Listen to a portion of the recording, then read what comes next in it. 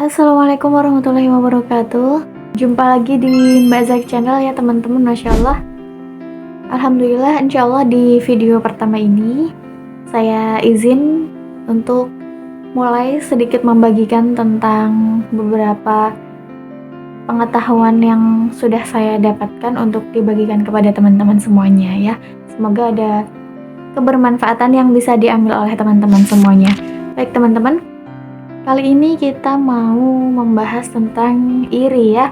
Sebelumnya kita sudah spill sedikit videonya di yang catatanku ini di atas ini ya teman-teman, nanti bisa cek di situ. Di situ saya menyebutkan bahwa tidak perlu iri dengan pencapaian orang lain gitu ya. Karena pasti kita semua pernah merasakan iri teman-teman. Entah iri dengan teman, dengan orang lain yang bahkan kita tidak kenal, dengan saudara kita sendiri, adik kita, kakak kita, seperti itu teman-teman. Pasti kita pernah merasakan iri ya. Kok dia lebih pintar ya gitu, kok dia bisa ya pintar banget sampai bisa dapat banyak penghargaan gitu, kok dia bisa ya masih muda tapi sukses banget gitu, aku umur segini gak ngapa-ngapain, aku umur segini gak punya apa-apa gitu. Kadang kita tuh terlalu sering melihat ke atas teman-teman ya. Kita lihat orang-orang yang alhamdulillah sudah dikasih Allah karunia dan kelebihan pada bidangnya masing-masing gitu ya, tapi kita lupa untuk melihat diri kita sendiri teman-teman. Kita lupa bahwasanya Allah juga udah kasih kita kelebihan sendiri. Kita lupa bahwasanya Allah juga udah kasih karunia kepada kita yang pasti ada kelebihannya tersendiri dari orang-orang selain kita gitu ya teman-teman ya. Karena memang sudah fitrahnya Allah ciptakan manusia itu dengan berbeda-beda supaya bisa saling melengkapi gitu teman-teman. Lalu untuk apa kita iri ya? Ngapain harus iri sama pencapaian orang lain? Daripada kita sibuk untuk melihat ke atas, lebih baik kita coba lihat diri kita sendiri. Kita fokus dengan diri kita sendiri. Kita lihat lagi, aku bakatnya apa ya gitu,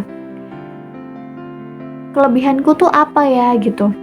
Lalu coba ditekuni lagi dan diasah terus-menerus supaya kelebihan itu bisa kita maksimalkan dengan baik teman-teman.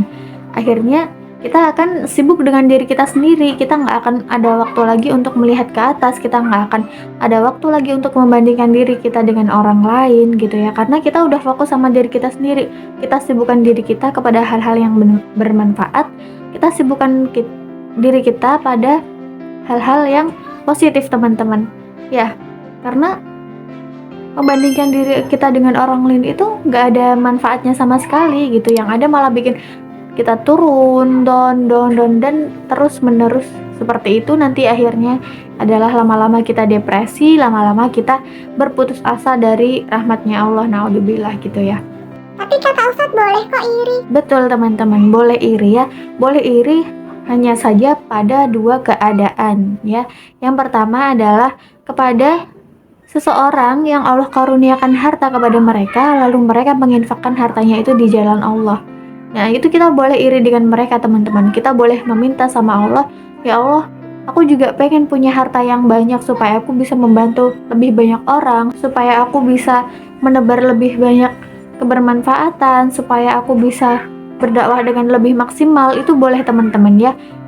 Yang kedua adalah iri kepada seseorang yang diberikan Allah karunia pada ilmunya ya, atau bisa disebutkan di situ adalah Qur'annya ya. Ketika seseorang itu dia hafal Quran, dia punya ilmu, lalu dia mengajarkannya, kita boleh iri dengan mereka teman-teman. Karena lagi-lagi ya, Islam itu selalu mengajarkan tentang kebermanfaatan. Karena hidup kita teman-teman bukan tentang diri kita sendiri ya. Hidup kita adalah tentang lingkungan sekitar kita juga. Hidup kita tentang bagaimana kita dengan pencipta kita ya.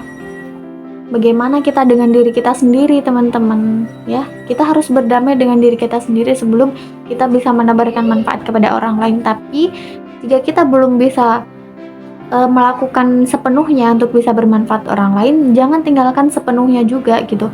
Kita sembari memperbaiki diri sendiri, sembari kita memperbaiki hubungan dengan Allah, kita juga harus tetap terus melanjutkan kebermanfaat untuk orang-orang sekitar gitu teman-teman ya. Karena Islam itu rahmatan lil alamin, Jadi kita nggak boleh egois untuk memikirkan diri kita sendiri ya. Meskipun tadi disampaikan fokus dengan kelebihan diri sendiri, tapi diniatkan lagi tujuannya adalah untuk bisa menebarkan lebih manfaat untuk orang lain gitu ya.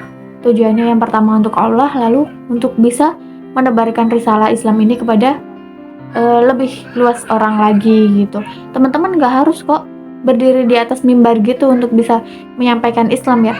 Kita bisa hanya dengan pakaian kita, dengan akhlak kita, dengan tutur kata kita yang tidak menyakiti orang lain. Seperti itu sudah cukup untuk bisa menebarkan risalah Islam gitu teman-teman. Jadi jangan disangka bahwa dakwah itu harus di atas mimbar gitu, enggak teman-teman ya.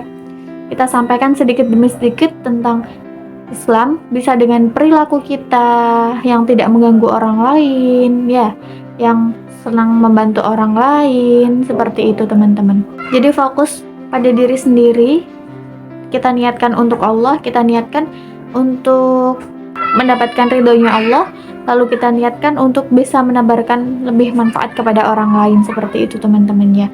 Nah, iri kepada dua orang itu disebut dengan ghibthah teman-teman ya. Jadi iri hati yang membuat kita ingin terus melakukan kebaikan-kebaikan itu disebut ghibthah. Tapi beda dengan iri hati yang kita ingin agar nikmat itu hilang dari orang lain nih. Misalkan Dia banyak banget sih prestasinya, sedangkan aku nggak punya apa-apa. Semoga nggak keterusan aja deh, biar aku nggak ngerasa insecure gitu. itu nggak boleh ya teman-teman. Harusnya kita sendiri yang terus memompa diri, yang terus mengasah diri supaya kita bisa selevel dengan dia gitu. Tapi tujuannya bukan untuk bersaing ya, lagi-lagi nanti kita sendiri yang capek teman-teman. Kita niatkan dengan hati yang tulus untuk mendekatkan diri kita kepada Allah gitu ya teman-teman. Kalau kita memiliki iri hati yang seperti itu tadi, yang kita menginginkan nikmat itu hilang dari orang lain, itu akan mengotori hati kita teman-teman. Ibaratnya kertas putih, ketika kita memupuk sedikit demi sedikit perasaan itu, ketika kita biarkan, lama-lama kertas putih itu akan penuh dengan titik-titik hitam. Nah, itu adalah dosa dan itu adalah penyakit hati yang akan merusak hati kita, merusak ketenangan jiwa kita, merusak hubungan kita dengan Allah secara perlahan gitu ya teman-teman. Naudzubillah, semoga kita semua terhindar dari perasaan itu dan mari berdamai dengan diri sendiri, selalu bersyukur atas nikmat yang sudah Allah berikan. Semoga teman-teman dan saya juga bisa lebih baik ke depannya ya. Mari terus memperbaiki diri dengan cara yang Allah ridhai. Wassalamualaikum warahmatullahi wabarakatuh.